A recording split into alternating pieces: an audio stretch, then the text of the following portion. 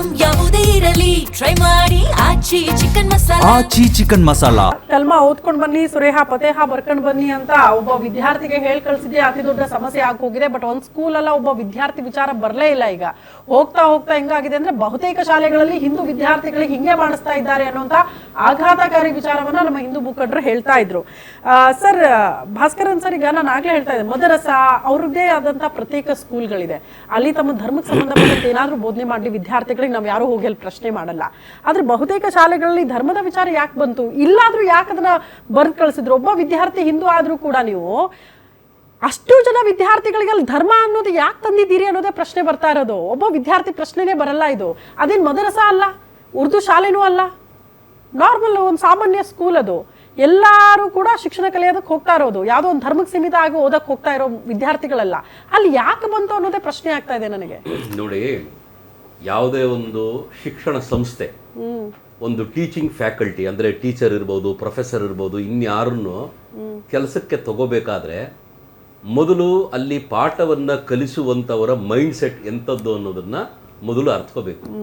ಅವರು ನಿಜವಾಗಲೂ ಅವರಲ್ಲಿ ಸೆಕ್ಯುಲರ್ ಆಟಿಟ್ಯೂಡ್ ಇದೆಯಾ, ಎಲ್ಲ ಮಕ್ಕಳನ್ನು ಒಂದೇ ರೀತಿಯಾಗಿ ನೋಡ್ಕೊಳ್ತಾರಾ, ಅಥವಾ ಅವರು ಯಾವ ಜಾತಿಗೆ ಸೇರಿದ್ದಾರೆ ಅಥವಾ ಅವರ ಯಾವ ಧರ್ಮಕ್ಕೆ ಸೇರಿದ್ದಾರೆ ಆ ಧರ್ಮದ ಬಗ್ಗೆ ಅವರು ರ್ಯಾಡಿಕಲೈಸ್ ಆಗಿದ್ದಾರಾ, ಅವರಲ್ಲಿ ಫಂಡಮೆಂಟಲಿಸ್ಟ್ ಆಟಿಟ್ಯೂಡ್ ಇದೆಯಾ ಅನ್ನೋದನ್ನು ನೋಡಿ ಕೆಲಸಕ್ಕೆ ತಗೊಂಡ್ರೆ ಒಳ್ಳೆಯದು. ಈಗ ಈ ಶಿಕ್ಷಕಿ ಮಾಡಿದ್ದಾರೆ, ಅವ್ರ ಮೇಲೆ FIR ಆಗಿದೆಯೋ ಇಲ್ವೋ ಅದು ನನಗಿನ್ನ ಕ್ಲಾರಿಟಿ ಗೊತ್ತಿಲ್ಲ ನನಗೆ. ಈಗ FIR ಆದಮೇಲೆ ಮುಂದಿನ ಕ್ರಮ ಏನು, ಅದು ಕೋರ್ಟ್ಗೆ ಹೋಗುತ್ತೆ. ಕೋರ್ಟ್ಗೆ ಹೋದಾಗ ಸರ್ಕಾರದ ಕಡೆ ಈ ಪಬ್ಲಿಕ್ ಪ್ರಾಸಿಕ್ಯೂಟ್ರು ಅಥವಾ ಅಸಿಸ್ಟೆಂಟ್ ಪಬ್ಲಿಕ್ ಪ್ರಾಸಿಕ್ಯೂಟ್ರು ಅಥವಾ ಸರ್ಕಾರದ ಯಾರೋ ಲಾಯರ್ಸ್ ಇರ್ತಾರೆ.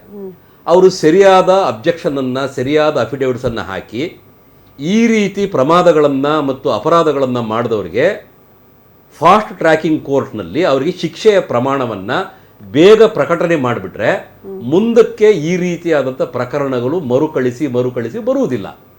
ಈಗ ಇದು ಕಾಂಗ್ರೆಸ್ ರೂಲ್ಡ್ ಸ್ಟೇಟ್ಸಲ್ಲೇ ಯಾಕೆ ಆಗ್ತಾ ಇದೆ ಅನ್ನೋದು ಒಂದು ಯಕ್ಷ ಪ್ರಶ್ನೆ. ಇದೇ ತೆಲಂಗಾಣದ ಮುಖ್ಯಮಂತ್ರಿ ರೇವಂತ್ ಕುಮಾರ್ ರೆಡ್ಡಿ ಅವರು ಮುಸ್ಲಿಮರಿಂದಲೇ ಕಾಂಗ್ರೆಸ್ ಪಕ್ಷ ಈ ರಾಜ್ಯದಲ್ಲಿ ಅಧಿಕಾರಕ್ಕೆ ಬಂದಿದೆ ಅಂತ ಹೇಳಿದ್ರು. ಮುಸ್ಲಿಮ್ಸ್ ಅಂದರೆ ಕಾಂಗ್ರೆಸ್ಸು, ಕಾಂಗ್ರೆಸ್ ಅಂದರೆ ಮುಸ್ಲಿಮ್ಸ್ ಅನ್ನೋದನ್ನು ಅವರು ರಾಜಾರೋಷವಾಗಿ ಎಲ್ಲೆಲ್ಲಿ ವೇದಿಕೆ ಸಿಗುತ್ತೆ ಅವರಿಗೆ ಸಾರ್ವಜನಿಕವಾಗಿ ಅವರು ಅದನ್ನೆಲ್ಲ ಹೇಳಿದ್ದಾರೆ. ಇದನ್ನೆಲ್ಲ ಹೇಳಿದಾಗ ಮುಸ್ಲಿಮರಿಗೆ ಏನಾಗುತ್ತೆ ಅಂದರೆ, ತಪ್ಪು ಭಾವಿಸಬಾರ್ದು, ಸೆಕ್ಯುಲರ್ ಆಟಿಟ್ಯೂಡ್ ಇರೋಂತಹ ಅಮಾಯಕ ಮುಸ್ಲಿಮರ ಬಗ್ಗೆ ನಾನು ಹೇಳ್ತಾ ಇಲ್ಲ. ಯಾರು ಈ ರೀತಿ ರ್ಯಾಡಿಕಲ್ ಮತ್ತು ಫಂಡಮೆಂಟಲಿಸ್ಟ್ ಎಲಿಮೆಂಟ್ಸ್ ಇದ್ದಾರೆ ಅವ್ರಿಗೆ ನೀವು ಉತ್ತೇಜನ ಕೊಟ್ಟಂಗಾಗತ್ತೆ. ಈಗ ತಪ್ಪು ಹಿಂದೂ ಮಾಡಿದ್ರು ಕಾನೂನು ಒಂದೇ. ಮುಸಲ್ಮಾನ ಮಾಡಲಿ, ಕ್ರೈಸ್ತ ಮಾಡಲಿ, ಯಾವ ಧರ್ಮದವನೇ ಮಾಡಲಿ, ತನ್ನ ಧರ್ಮದ ಆಚರಣೆಯನ್ನು, ತನ್ನ ಧಾರ್ಮಿಕ ಬೋಧನೆಗಳನ್ನು ಮತ್ತೊಂದು ಧರ್ಮದ ಮಗುವಿನ ಮೇಲೆ, ಮತ್ತೊಂದು ಧರ್ಮದ ವಿದ್ಯಾರ್ಥಿಯ ಮೇಲೆ ಹೇರುವುದು ಅಪರಾಧ. ಇದನ್ನು ಹಿಂದೂ ಮಾಡಿದ್ರೂ ತಪ್ಪೇ. ನಾನು ಇಲ್ಲಲ್ಲ, ಎಲ್ಲ ಕಡೆ ಎಲ್ಲ ಡಿಬೇಟ್ಗಳಲ್ಲೂ ಇದನ್ನೇ ಹೇಳಿದ್ದೀನಿ. ಈಗ ತೆಲಂಗಾಣ ಸರ್ಕಾರ, ಈಗ ಅವರು ಚೇತನ್ ಗಡಿ ಅವರು ಏನು ಹೇಳಿದರು ಅವೆಲ್ಲ ಪ್ರಕರಣಗಳನ್ನು ಅವರು ಭಾಳ ಸೀರಿಯಸ್ ಆಗಿ ತಗೊಂಡು ಒಂದು ಹೈ ಪವರ್ ಕಮಿಟಿಯನ್ನು ಇನ್ನೇನೊಂದನ್ನು ರಚನೆ ಮಾಡಿ ತೆಲಂಗಾಣ ರಾಜ್ಯದಲ್ಲಿ ಮುಂದೆ ಈ ರೀತಿಯಾದಂಥ ಘಟನೆಗಳು ಮುಂದುವರಿಬಾರ್ದು, ಮರುಕಳಿಸಬಾರ್ದು, ಆ ನಿಟ್ಟಿನಲ್ಲಿ ಅವರು ಕ್ರಮ ತಗೋಬೇಕು. ಇವರೇನು ಮಾಡ್ತಾರಂದರೆ ಸರ್ಕಾರಿ ಅಭಿಯೋಜಕರಿಗೆ, ಆ ಗೌರ್ಮೆಂಟ್ ಲಾಯರ್ಗಳಿಗೆ ಹೇಳ್ಕೊಟ್ಬಿಡ್ತಾರೆ, ನೀವು ಸ್ಟ್ರಾಂಗ್ ಆಗಿ ಅಬ್ಜೆಕ್ಷನ್ ಹಾಕಬೇಡಿ, ನೀವು ಡೇಟ್ ಮೇಲೆ ಡೇಟ್ ತೊಗೊಂಡು ಹೋಗ್ತಾ ಹೋಗಿ, ಅಷ್ಟರಲ್ಲಿ ಸಾಕ್ಷಿಗಳ ನಾಶ ಆಗುತ್ತೆ, ಆಮೇಲೆ ಅವ್ರಿಗೇನು ಶಿಕ್ಷೆ ಆಗೋದಿಲ್ಲ. ಕೊನೆ ಏನಾಗುತ್ತೆ, ಆ ಕಾನ್ವೆಂಟಲ್ಲಿರೋರು, ಆ ಅಡ್ಮಿನಿಸ್ಟ್ರೇಟರ್ಗಳು, ಅವರು ಇವರು ಬೋರ್ಡ್ನವರು ಬರ್ತಾರೆ, ಆಯ್ತಮ್ಮ ನೀನು ಇನ್ನೊಂದ್ಸರಿ ಇದನ್ನು ಮಾಡಬಾರ್ದು, ಒಂದು ತಪ್ಪೊಪ್ಪಿಗೆ ಬರ್ಕೊಡು ಅಂತೇಳಿ ಒಂದು ಅಪಾಲಜಿ ಲೆಟರ್ನ ನಾಮಕ ವಾಸ್ತೆ ತಗೊಂಡು ಬಿಟ್ಬಿಡ್ತಾರೆ.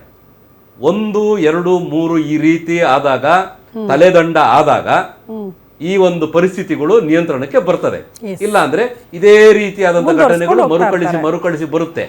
ಮುಂದಕ್ಕೆ ಹೆಂಗಾಗುತ್ತೆ ಅಂದ್ರೆ, ನೋಡಿ ಈಗ ಇದರದ್ದು ರೆಪರ್ಕಷನ್ಸ್ ನೋಡೋಣ. ಫೇಸ್ಬುಕ್ನಲ್ಲೋ, ಇನ್ಸ್ಟಾದಲ್ಲೋ, ಟ್ವಿಟರ್ ಅಂದ್ರೆ ಎಕ್ಸ್ನಲ್ಲೋ ಮುಸ್ಲಿಮರು ಏನು ಮಾಡ್ತಾರೆ, ಇದಕ್ಕೆ ಸಮರ್ಥನೆ ಮಾಡ್ತಾ ಹಾಕ್ತಾರೆ.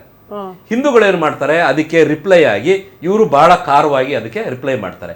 ಕೊನೆಗೆ ಏನಾಗುತ್ತೆ ಅಂದ್ರೆ ಮತ್ತೆ ಹಿಂದೂಗಳ ಮತ್ತು ಮುಸ್ಲಿಮರ ನಡುವೆ ದೊಡ್ಡ ಮಟ್ಟದಲ್ಲಿ ಘರ್ಷಣೆಗಳಾಗುತ್ತೆ.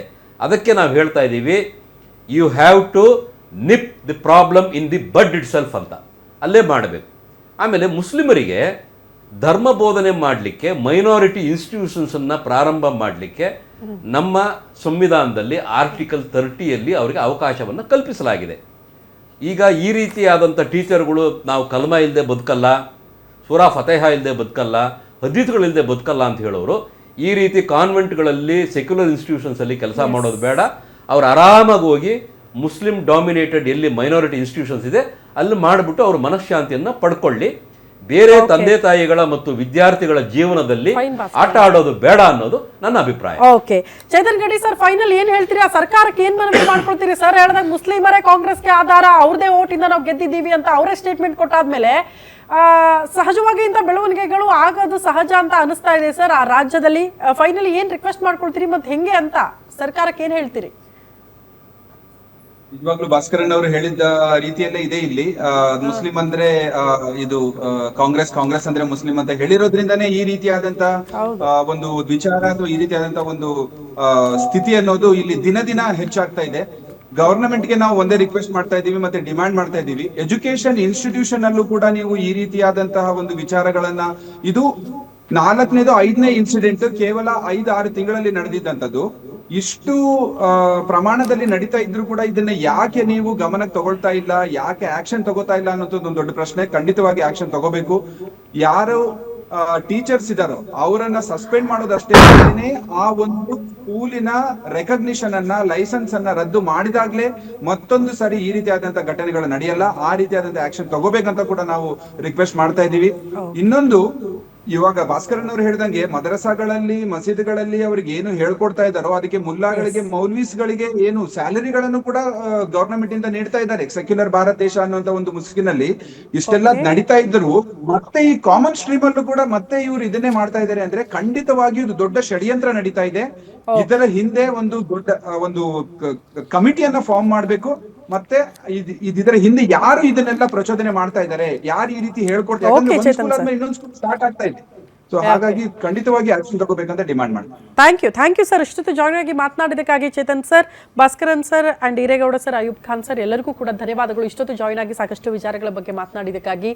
ಎನಿವೆ, ಶಿಕ್ಷಣ ಸಂಸ್ಥೆಗಳು ಅಂತ ಅನ್ನೋದು ಮಕ್ಕಳಲ್ಲಿ ವಿಷಬೀಜ ಬಿತ್ತೋದಕ್ಕೆ, ಜಾತಿ ಧರ್ಮದ ವಿಚಾರಗಳನ್ನ ಬಿತ್ತೋದಕ್ಕೆ ಇರೋದಲ್ಲ. ಸಮಾನತೆ ಅನ್ನೋ ಕಾರಣಕ್ಕೆ ಮಕ್ಕಳನ್ನ ಶಾಲೆಗೆ ಕಳಿಸೋದು, ಯಾವುದೋ ಒಂದು ಧರ್ಮಕ್ಕೆ ಸೀಮಿತ ಆಗಿರುವಂತಹ ಮಕ್ಕಳಲ್ಲಿ ಹೋಗಲ್ಲ ಅಂತ.